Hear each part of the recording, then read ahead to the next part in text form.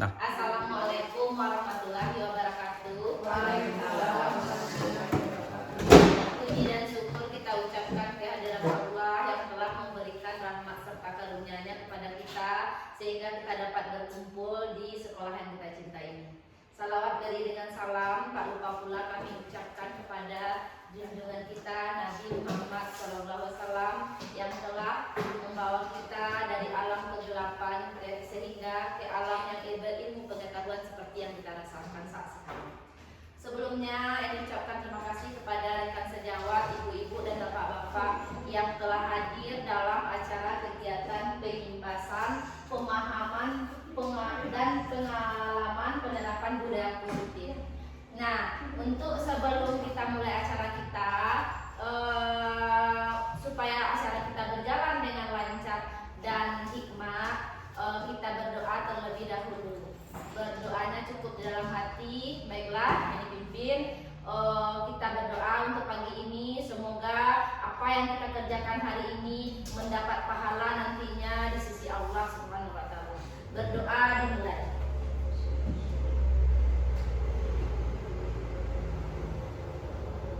Selesai. Kita mulai saja. Nah, sebelum kita masuk kepada soal pengimbasan budaya positif, sebelumnya kita speaking terlebih dahulu, yaitu dengan menyanyikan lagu Topi Saya Bundar. Ya, Bapak Ibu semuanya masih ingat dengan Topi Saya Bundar? Nah, coba kita nyanyi bersama-sama dulu ya. Boleh pakai gerakan. 1, 2, 3. Topi saya bundar, bundar topi saya. Kalau tidak bundar, bukan topi saya. Kita ulang sekali lagi dengan catatan kata topinya kita ganti dengan bisa. Kita uji konsentrasi ya Bapak Ibu. 1, 2, 3. Saya bundar, bundar saya. Kalau tidak bundar, bukan saya. Oke, terima kasih konsentrasi pagi ini semuanya. Baiklah, sebelumnya mungkin kegiatan kita ini sudah sering terjadi. Sebelumnya ini mau bertanya kepada Bapak Ibu semuanya, mungkin bisa memberikan pendapat apa yang selama ini telah kita lakukan di sekolah ataupun di kelas Bapak Ibu semuanya. Seandainya ada satu kasus anak murid kita di kelas, ada anak murid kita yang tidak mengerjakan PR di rumah, tidak membawa PR-nya ke sekolah, apa yang kita lakukan? Mungkin ibu-ibu bisa memberikan pendapatnya. Silahkan ibu-ibu, apa yang biasa kita lakukan kalau ada salah seorang murid kita yang tidak membuat PR di rumah? Boleh? Siapa yang berpendapat boleh silahkan. Bu Yesi, Bu Devi, Bu Sis, Bu Pipi, Bu Des, dan Bu Esa. Mungkin kita di sini lebih banyak sharing, berbagi pengalaman. Nanti baru kita akan masuk pada materinya. Mungkin Bu Sis, mungkin apa yang biasanya Ibu lakukan, atau Bu Yesi mungkin. Ya, silahkan Bu Des. Biasanya Terima kasih Bu ini. Mungkin yang kami lakukan atau yang saya lakukan ketika anak tidak membuat PR adalah memberi teguran yang sifatnya mendidik. Misalnya, jika dia tidak memberikan tugasnya hari ini, nah itu mungkin dengan memberikan dia kesempatan untuk mengerjakan tugasnya, mungkin masih di sekitaran lokal, dengan catatan menambah beberapa poin dari tugas tersebut. Terima kasih Bu Des.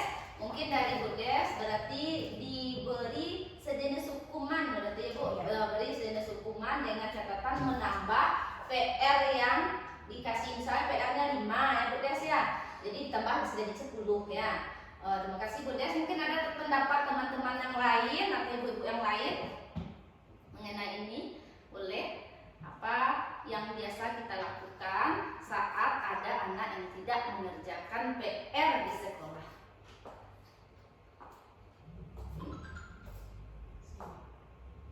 Ya, udah.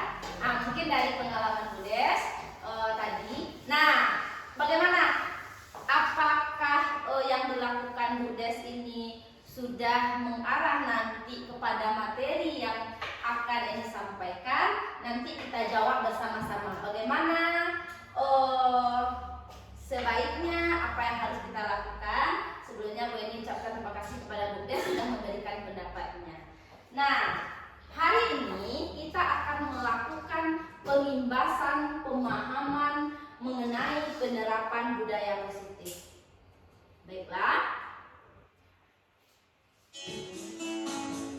Nah, pertama sebelumnya Ibu Eni ucapkan selamat datang para guru hebat semuanya yang sudah datang di kolokal kita ini. Kemudian mari kita belajar bersama, berkolaborasi, saling mendukung demi mewujudkan disiplin positif di sekolah yang kita cintai.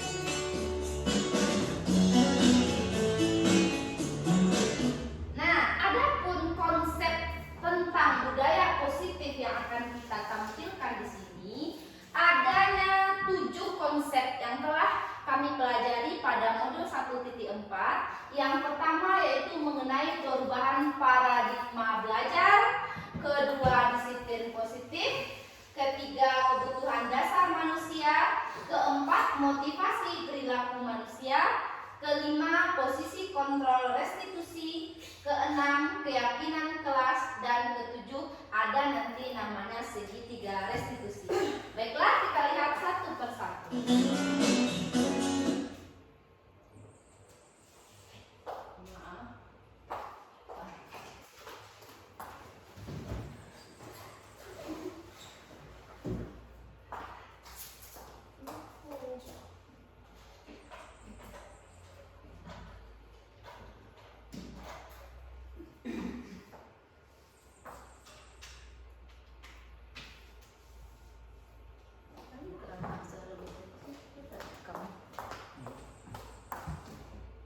Bisa ditekan.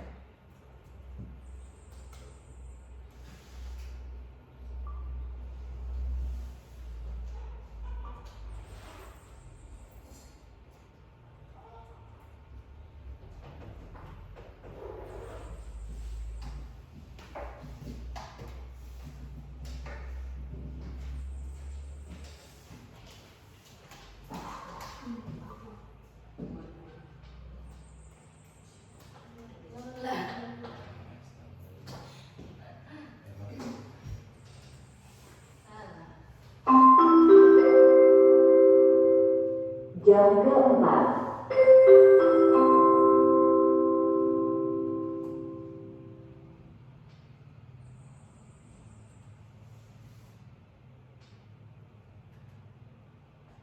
Lanjut.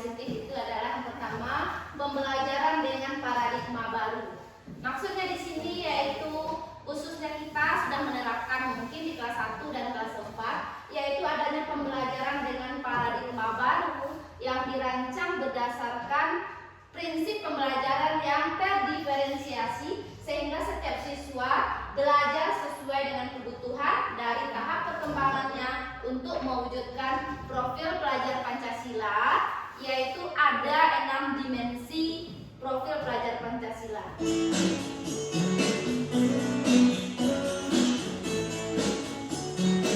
Yang kedua adalah dengan membiasakan pembiasaan disiplin positif. Dalam budaya kita, makna kata positif dimaknai dengan menjadi sesuatu yang dilakukan seseorang pada orang lain untuk mendapatkan kepatuhan. Kita cenderung menghubungkan kata disiplin dengan ketidaknyamanan. Sebagai seorang pendidik, tujuan kita adalah menciptakan anak-anak yang menjadi disiplin diri sehingga mereka bisa berperilaku dengan mengacu pada nilai-nilai kebajikan universal dan akan memiliki motivasi intrinsik. Motivasi intrinsik di sini adalah motivasi yang ada dalam dirinya, bukan motivasi ekstrinsik dari orang lain. Kemudian disiplin positif merupakan salah satu cara penerapan disiplin yang bertujuan untuk menumbuhkan kesadaran serta memberdayakan anak untuk melakukan sesuatu tanpa sogokan, ancaman maupun hukuman.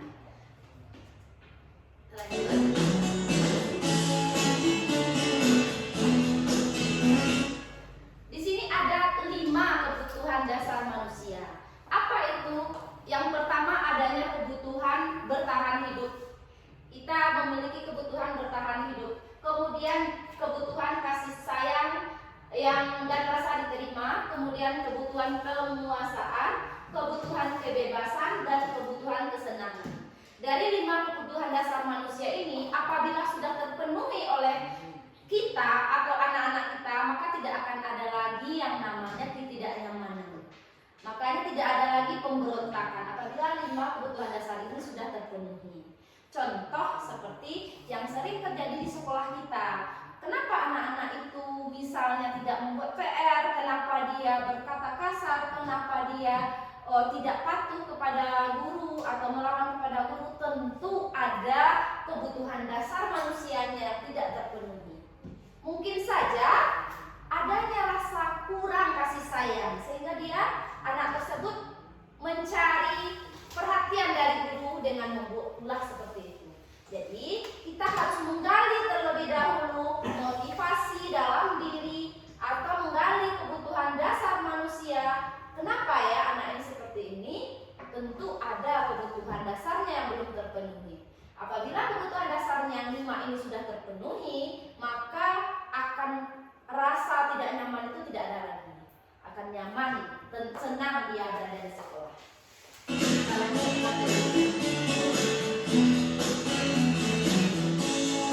Nah, di sini ada motivasi perilaku manusia, yaitu motivasi merupakan dorongan yang timbul pada diri seseorang secara sadar atau tidak sadar untuk melakukan suatu tindakan dengan tujuan tertentu. Jadi, menghindari ketidaknyamanan dan hukuman, murid melakukan disiplin diri karena ia takut dihukum. Jadi, karena takut dihukum, makanya dia melakukan disiplin. Kemudian, kalau kita mendapatkan imbalan atau penghargaan dari orang lain, murid akan melakukan disiplin karena imbalan. Berarti motivasi yang munculnya dari luar. Seperti yang kita ceritakan tadi, ada motivasi dari dalam diri kita, ada motivasi dari luar. Terkadang ini bisa juga berlaku kepada kita, bisa saja berlaku kepada kita supaya kita ingin mendapatkan penghargaan dari orang lain, kita disiplin. Tetapi tidak dari dalam diri kita. Jadi tujuannya penerapan budaya positif ini adalah memunculkan motivasi intrinsik dari dalam diri kita, dari dalam diri anak, sehingga tidak ada lagi rasa yang tidak nyaman tersebut. Bagaimana cara menimbulkan? Bagaimana mungkin? Bagaimana? Bagus sekali Bu Des. Bagaimana cara kita menimbulkan motivasi intrinsik dalam diri kita, dalam diri anak atau dalam diri kita? Boleh juga mungkin kita maka penuhi 5 kebutuhan dasar anak tersebut. Makanya kita kebutuhan 5 anak itu, kebutuhan dasar yang 5 itu kan nggak mungkin kita miliki. Berarti kebutuhan 5 anak yang dasar itu kita observasi, kita lihat kenapa dia melakukan kesalahan begini, kenapa dia melakukan hal tersebut. Maka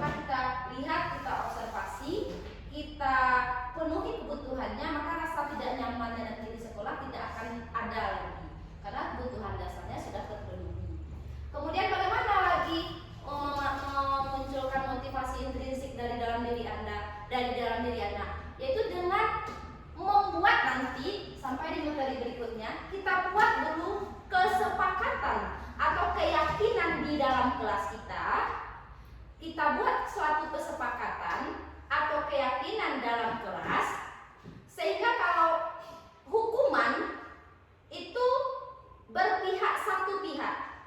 Misal anak tidak membuat PR, kita hukum, artinya hukuman yang kita berikan itu ada rasa tidak nyaman dari anak, ada dongkolnya anak dengan hukuman yang kita berikan. Sementara hukuman yang kita berikan ini akan dampaknya panjang. Berbeda nanti ada lanjutannya, pelajaran kita nanti ada konsekuensi namanya. Konsekuensi ini kesepakatan kita, tapi yang lebih tepat sekali yang harus kita budayakan positif adalah keyakinan kelas yang akan kita buat. Nanti ada cara membuat keyakinan kelas.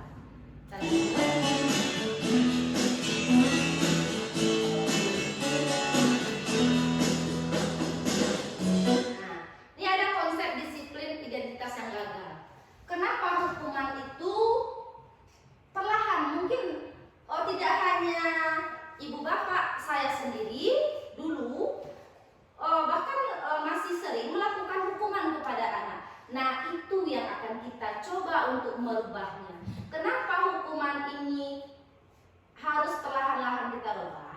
Supaya tidak ada lagi rasa menyakitkan oleh anak, tidak ada lagi rasa tidak nyamannya oleh anak, tidak ada lagi murid yang takut, tidak ada lagi murid yang memaksa, tidak ada lagi murid yang menyembunyikan kesalahannya, tidak ada lagi murid yang menjadi rendah diri. Nah, berbeda dengan halnya penghargaan. Penghargaan kita kan sering memberikan reward atau penghargaan atau hadiah.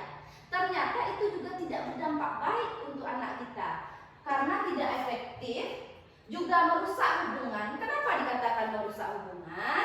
Karena anak yang misalnya juara, anak yang hebat kita beri reward, sementara anak yang lain tidak kita beri reward, tentu dia merasa awak kamu diikutnya kok biasalah kawannya tampilnya innocent tadi udah jadi ibu reward. Jadi caranya supaya ini supaya tidak merusak hubungan, bukan penghargaan kita berikan lagi, apresiasi yang akan kita berikan kepada anak. Apresiasi itu bagaimana? Yaitu kita beri apresiasi untuk semua anak, bukan anak yang pintar saja. Misal, Devi sudah bisa ya mengerjakan ini, bagus sekali ya Devi. Untuk anak-anak yang lain juga harus ikut. Jadi kita rangkul semua anak, bukan hanya anak yang pintar saja yang kita apresiasi, anak yang belum mampu juga kita apresiasi. Jadi itu salah satu identitas yang gagal untuk penghargaan. Kemudian mematikan kreativitas anak. Selanjutnya menghukum dengan sistem ranking, merampas hak menghargai diri anak. Jadi karena anak itu kan sekarang istimewa, dia memiliki keistimewaan masing-masing. Jadi berbeda dari paradigma sebelumnya, sekarang kita berusaha berubah untuk ke arah yang lebih. Nah, ini dia. Seperti yang dikatakan Bu Des tadi, bagaimana caranya? Ini salah satu cara yang bisa kita lakukan. Ada nanti konsekuensi misalnya namanya. Konsekuensi ini penguatannya kita berikan jangka pendek. Kemudian perlu monitoring berkelanjutan. Kemudian stimulus respon. Kemudian murid menghormati peraturan. Kemudian kehilangan waktu untuk merenungi kesalahan. Mana yang lebih baik? Inilah dia yang lebih baik. Melakukan restitusi. Apa itu restitusi? Nanti kita akan lebih lanjut mendalami materi itu. Bagaimana restitusi? Murid akan bertanggung jawab untuk perilaku yang dilakukan. Kemudian fokus pada pemecahan masalah, jangkanya panjang, bukan hanya saat itu saja. Kemudian murid menghormati dirinya dan orang lain. Kemudian adanya teori kontrol dirinya, memegang kontrol. Kemudian murid bersemangat untuk memperbaiki kesalahan.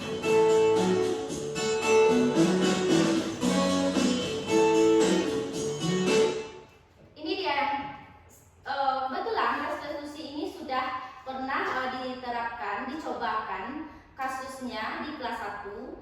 Ya, apa itu restitusi? Yaitu proses menciptakan kondisi bagi murid untuk memperbaiki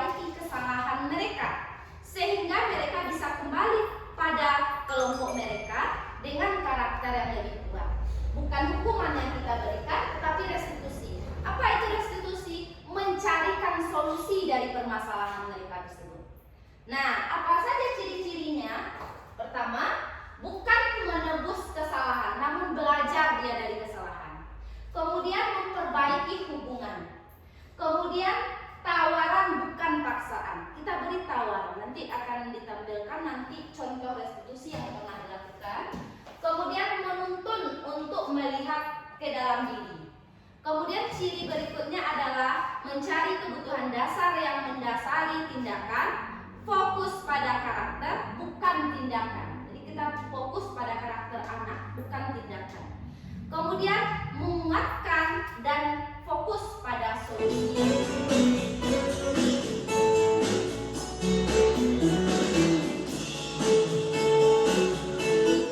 Di sini letaknya contoh. Ini ada kasus. Siswa sering tidak mengerjakan PR, hukuman yang kita berikan. Guru menghukum siswa tersebut hormat bendera selama 10 menit. Guru marah dan murid menjadi takut. Kalau konsekuensi yang ditawarkan, guru akan memberikan konsekuensi untuk mengerjakan PR-nya saat istirahat atau dikerjakan sebanyak 3 kali lipat. Kan terjawab dengan permasalahan yang ditampilkan Bu Des tadi. Kemudian guru tegas dan siswa menghormati peraturan. Sedangkan hal yang lebih baik lagi adalah restitusi, yaitu guru menanyakan keyakinan kelas.